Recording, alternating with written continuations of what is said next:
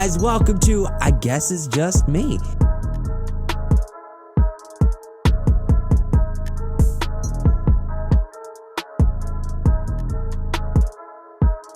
What is up, ladies and gentlemen? Welcome to I Guess It Is Just Me. For now, it's just me, but I have my guest coming on here very, very soon. But I want to talk about a couple of topics before they get on the show. First off, who's the guest? He's a pro boxer, and that's all I'm going to tell you. That's all I'm going to tell you, because I want you to watch the rest of the episode, obviously. Let's first talk about the TikTok ban. It's been all over your For You page, and if it hasn't, then man, does your For You page suck. This past week, the CEO of TikTok has went to Congress, and what would I explain? In one word, how would I explain Congress? Immature, very immature, and dumb, mind-numbingly dumb. The guy actually said in the beginning of the Congress, in the beginning of the thing, just because you think we're older and we don't understand technology, you Gen Z or TikTokers. No, you're right. No, you are absolutely right. You are old and you don't understand technology, and you are dumb. You are stupid. I feel like if they had younger people on Congress, maybe they could have proposed an actual argument, but y'all had nothing. Absolutely nothing. And man, the CEO of TikTok has so much patience. My gosh, if it was me, I'd be like, y'all are idiots. Read a book, pick up a phone. Do y'all have phones? Like, they're probably the people that type with one finger. That's the type of people they are. Oh my gosh, annoying. Oh, this is great. Speaking of social media and things going viral, 6ix9ine was jumped in an LA Fitness bathroom. Now, we shouldn't promote promoting violence, but then again, we shouldn't promote violence towards another person that didn't want to get in a fight, We shouldn't be happy when somebody gets jumped, and I'm not. But I did say, I don't know if it was on No Going Back or this show, I said that 6ix9ine was sooner than later gonna get jumped. I said it because when you flaunt and you flaunt and you flaunt and you flaunt, and he's talking about how he has his security guards and how he's untouchable and how nobody's gonna get him, the moment that he did not have security guards, and the moment that I think he's broke. That's my theory here, folks. I think he's broke. I absolutely think he broke. Number one, he goes to an LA Fitness. I'm not hating on LA Fitness, yo. But if you have a lot of money, you ain't just going to random LA Fitnesses. You have your own gym, right? Another thing is, where's your 6'2", 6'7" bodyguards that are brick walls? Where are they at? The people that you paid $1 million to protect you, they were gone, and the video is just, number one, horrific, but it's kind of what 6ix9ine said wasn't gonna happen, and it did, and it got them a lot of fame. They're probably gonna get in a lot of trouble because, LA Fitness has security cameras and they can look up through the membership. They're probably gonna lose their membership, probably gonna go to jail, there's probably gonna be a court case, but, very, very eventful. Another topic that I think is awesome because I was in the first Joker movie. Joker 2 is in filming right now, and Lady Gaga looks terrifying as Harley Quinn, and I'm so excited to see it.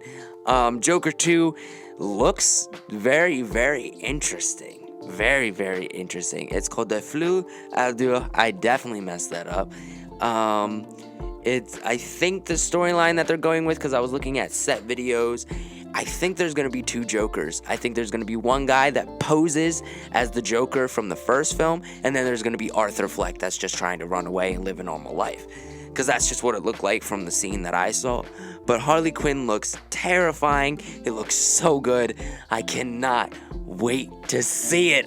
Ladies and gentlemen, boys and girls, I have for you today, welcome a pro boxer. He boxed at Madison Square Garden. He has the record of 17-7 with 8 knockouts. This man is dangerous and he has no fear. Ladies and gentlemen, it's Miguel Cartagena. What's up, brother? How you doing? What's up, man? I'm feeling good, man. I'm super excited for this episode. I wanted to get you on the show from the moment I met you. I knew that you want to come on, and it's great. I love boxing. I'm a very big boxing fan. Well, I'm gonna get right into these questions, man, because there's a lot of them. There's a lot for sure, for sure. Throw them at me. All right, brother. So, what boxer or fight? Let's say fight. What fight in your time of boxing was the hype fight? We have coming up on April 22nd, Gervonta Davis versus Ryan Garcia. What was your hype fight when you were little or when you were in your teenage years? As far as my own fights, No, fights that you watched. Yeah, what was that? yeah, as your own fights. Yes. Yeah, probably when I fought some Mexican dude. His name was Jose Chili Rivera. Mm. Only because me and him were supposed to fight 3 other times before we actually got the fight. So it was like a year and a half build up of like we were supposed to fight fell through. We were supposed to fight fell through. We honestly got to the day of the fight. Mm-hmm. I walked out. Well, he walks out into the ring. I walk out into the ring. Something happened, and then he walks out of the ring mid competition. Like we're in the fight. The fight's like gonna happen. He walked out the ring. Oh, damn. Did y'all end up ever fighting? What was that? Did y'all end up ever fighting? Yeah, we want to find like a year and probably a little under. But it was like a crazy build up because we had so much like time spent. Like we're gonna fight, we're gonna fight. Then we wound up getting in the ring to fight, and then I think because the shows had started late. We went to an 8-round fight. Ooh. And then they switching it to 6 rounds. And I think that's what ticked him off. That he knew he wasn't going to be able to beat me in 6 rounds. He knew he needed more rounds. So he wound up just getting out the ring. Wow. Like, not even fighting. He didn't do nothing. I wasn't upset because I just got like right for nothing. For nothing. You're like, all right, cool. Taking the check. So speaking of the hype of boxing, there's a lot of controversy on, is hype good for boxing? Is it bad for boxing? Because, the YouTube boxers, they're in the scene. We can't ignore them. They're there. What do you think YouTube boxing, is it a positive change? Is it a negative change? What do you think? Do I think it's positive? Yes. Because they're only bringing more money into the sport. They bring more attention to the sport. Mm-hmm. So like I love everything about it. What I don't like about it is they kind of belittle actual real fighters because because they have such a big fan base and following. Mm-hmm. They get to skip the whole process of fighting in a local shows, building your name up, and then becoming someone. They can just be in their living room, a YouTuber, and you know what? I want to fight, and then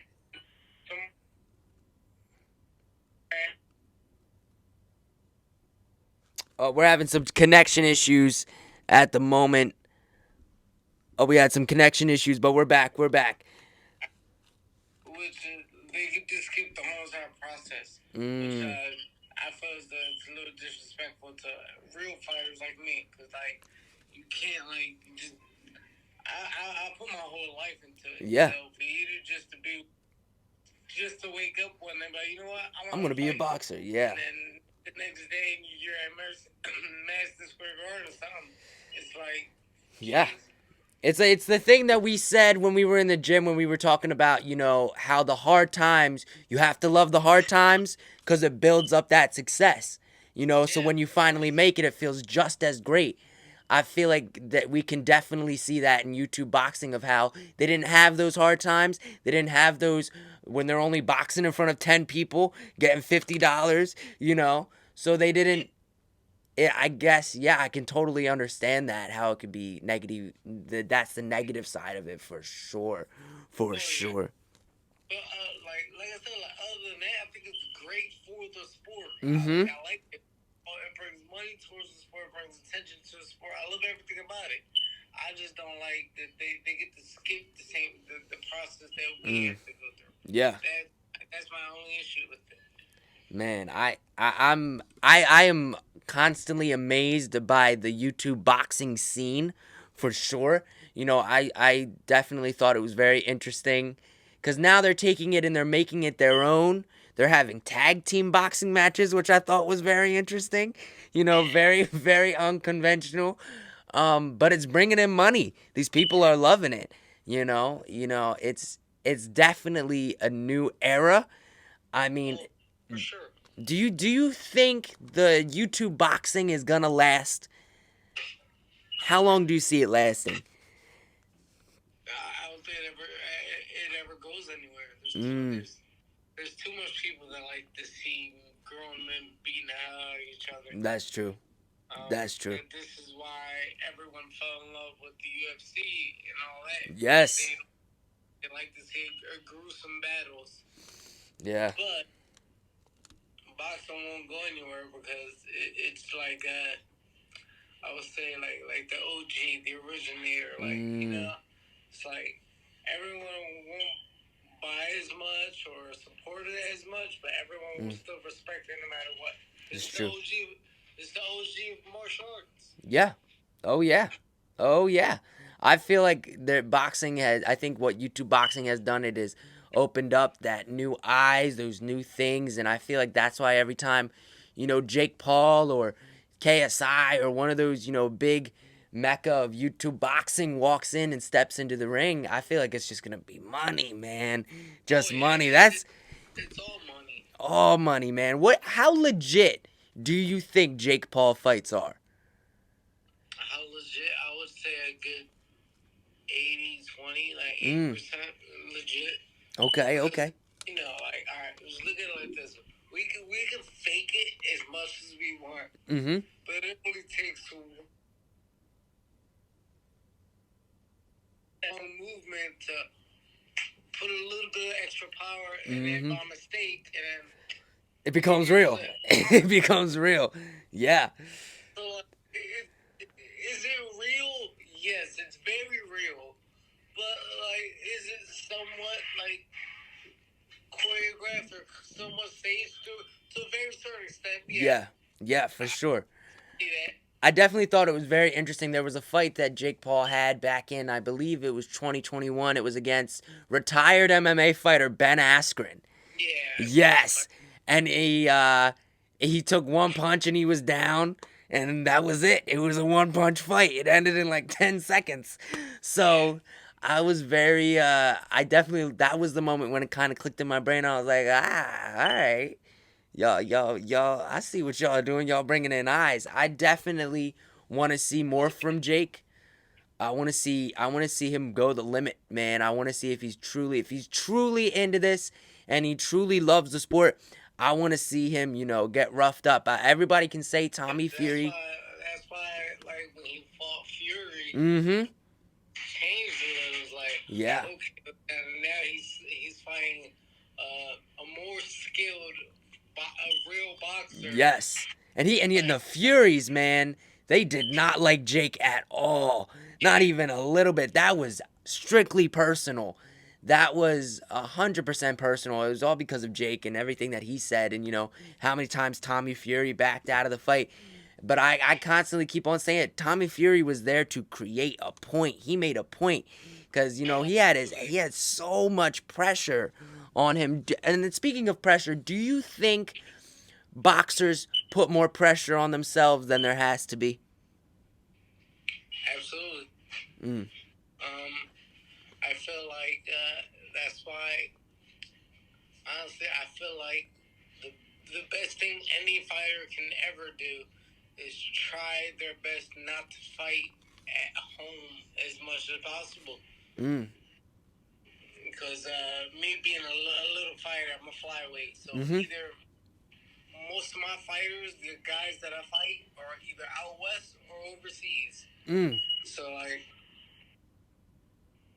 to find a grown man that's guys. Like how many grown 30, right. 20 some you weigh 112 pounds. Yeah. Not that it's not impossible, but it's still. hard to find out here.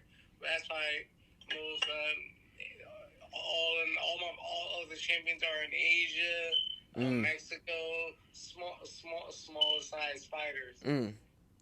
Yeah, man, I definitely think there's a lot of pressure. Oh, at least I don't know. There's like this when I first it wasn't your gym that I realized there was one gym that I went to where I walked in and I was like, "Ooh, okay, these guys, they're fighting.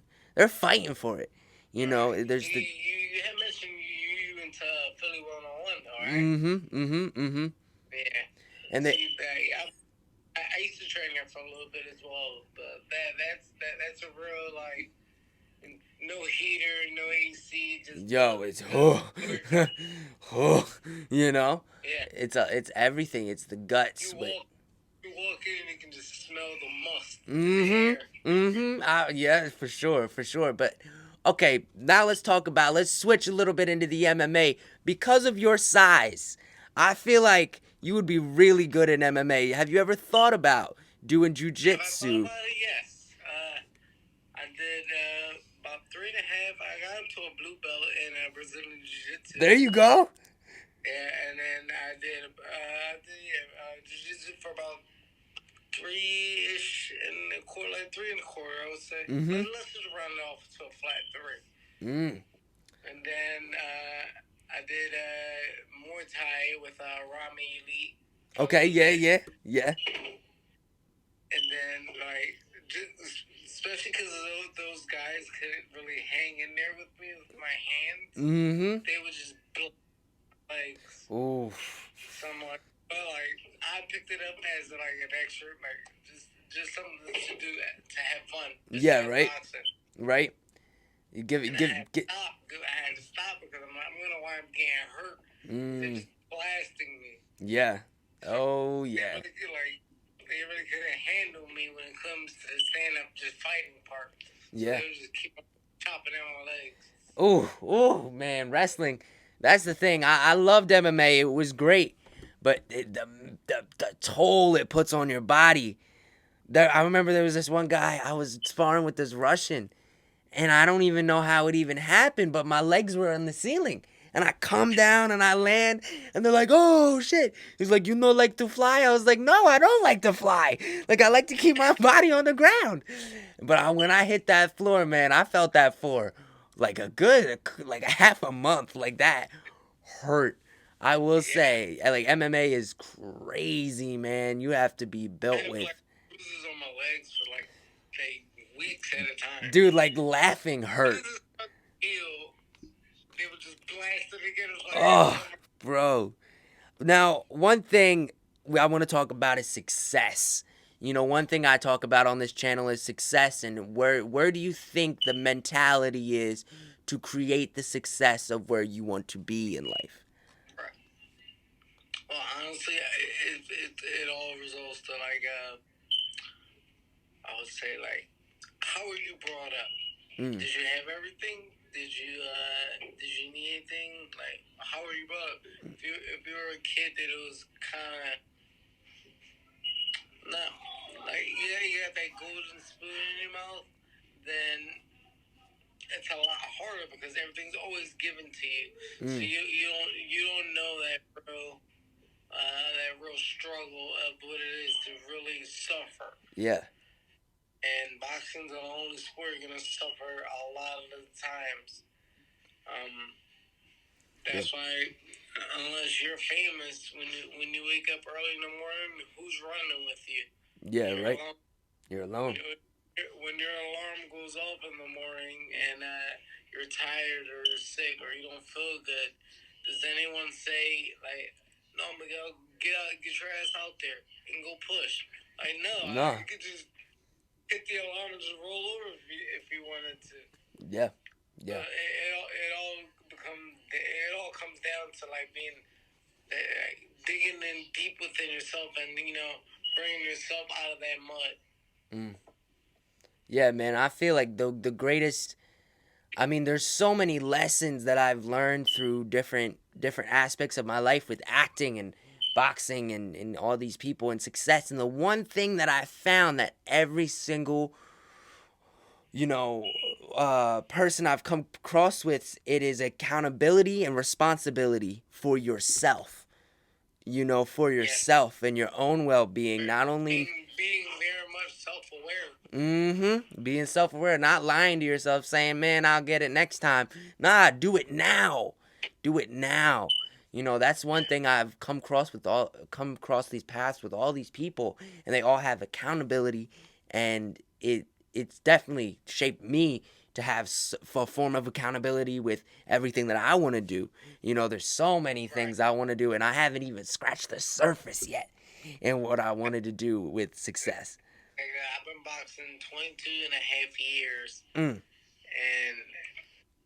I've only scratched the surface. Like, I knocked at the door of what I could have been or what I could have accomplished. I knocked at the door. I peeked my head in, and I felt like that was pretty much it. Yeah, I mean, hey man, I've been watching a lot of your footage. Do you think social media is the way to go to get boxers out there nowadays?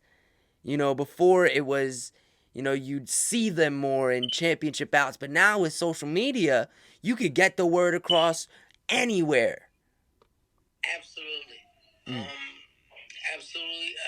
Social media is a crazy source because when I was coming up and everything, and even when I just turned pro and everything, this is 2011, I turned pro, but even throughout my amateur career, there was no Instagram.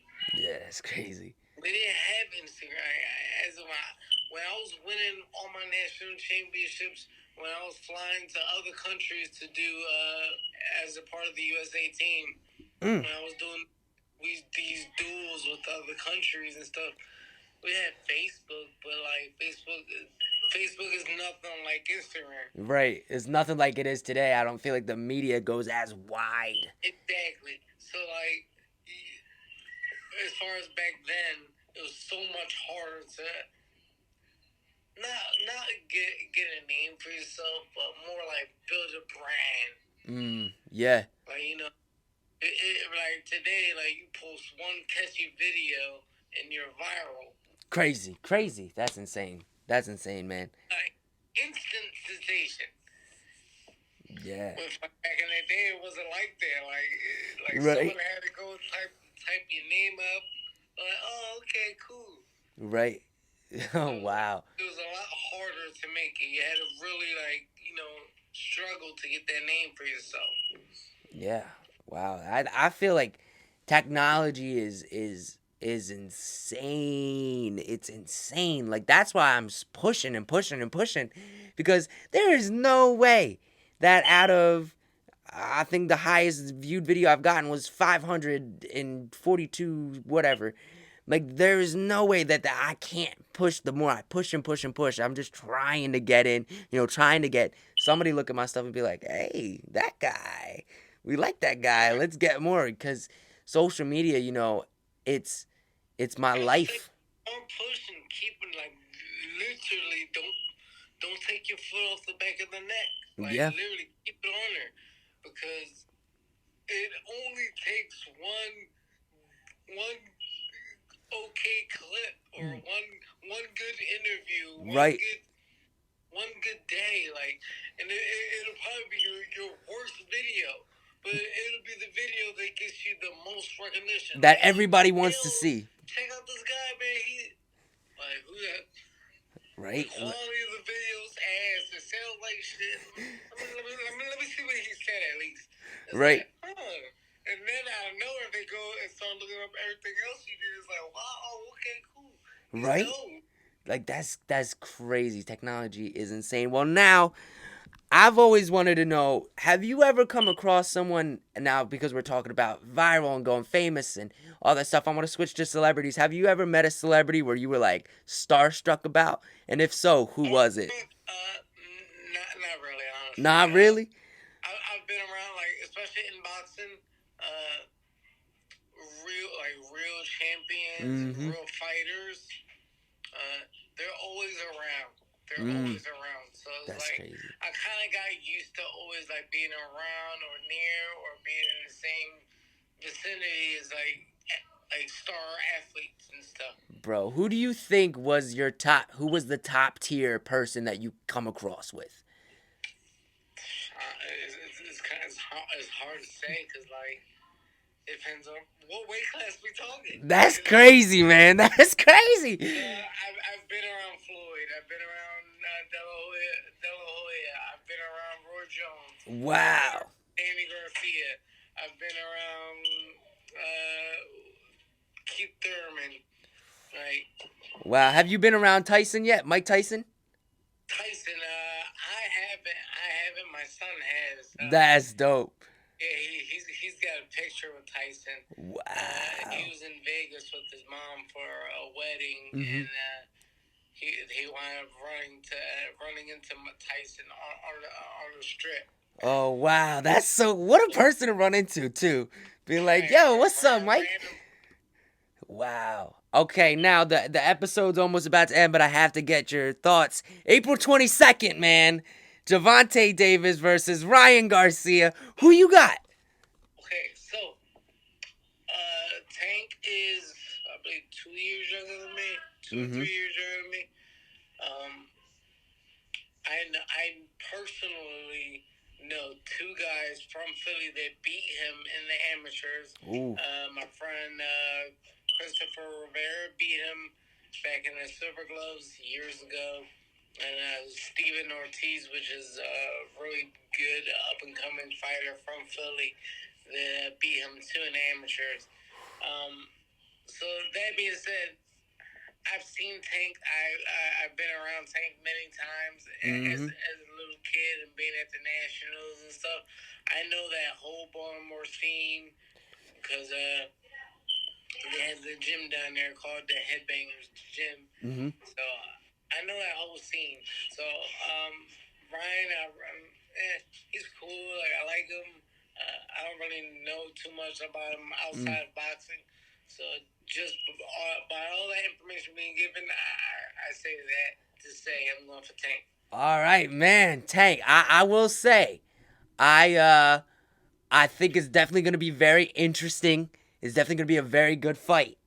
It's going to be a very good fight. I say the first 5 rounds, Tank is getting touched up. The first 5 rounds, Tank is getting touched up because Ryan's going to come out with so much.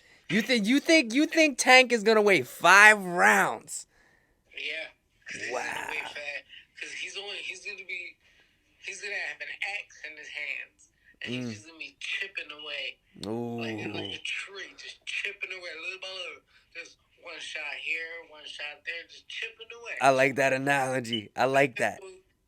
In those later rounds, it's where the tree is almost already about to split. Yeah. And all it's going to take like 1 or 2 shots. And he's going down. And it's going down. I feel like if I had put my money on it, which I really never do. I never bet in boxing because it only takes 1 punch. But if I had put money on it, I would say Tank by 10-11. Ooh. All right. See, because here's the thing. I think Tank. I mean, okay, I'm on the fence. I'm on and off here because I don't really like Ryan Garcia. I mean, he's great. I feel like he has a lot of success, but there's just something about him I just don't like, And I can't. I don't know, man. They're just too top. They're undefeated. They're undefeated for a reason. They're. I think it has any real chance is within the first 5 rounds, or he has the energy, the strength, Mm-hmm. and the speed to overwhelm Tank. Because Tank isn't laid back. Fire, he likes to Yeah. kind of real chill. So if he can overwhelm him with the shots, then he can definitely sneak a good one and get like a flash knockdown or something. Right. And and capitalize off of that. But you can't let Tank build up because then it's not gonna. Then it's not gonna end well for you. He's definitely one of those showstopper. You wait, you sit there, you watch for a long, long time, and then it's a showstopper. He gets them, and it's like, whoa. Oh, yeah. But if you, he's a late finisher though. yeah, for sure. So it's gonna be a long night. It's gonna be a long night, Miguel. Woo! Long night, super long night. All right, man. Thank you so much for coming on the show, man. Oh, dude, it was great having you. This was actually probably my second time being on podcast. Let's go. It's super fun for me, so whenever I enjoy doing it, we can jump on, do boxing talks all the time. Yes, sir. Whenever, man. I'm gonna have to get you post April 22nd. Talk about the fight, see what we saw, see what we did. Like, hopefully next time we can be in person. I would love to ask Smitty to get it in the gym, bring my stuff to the gym, film in there, because I feel like that's a good atmosphere to film at.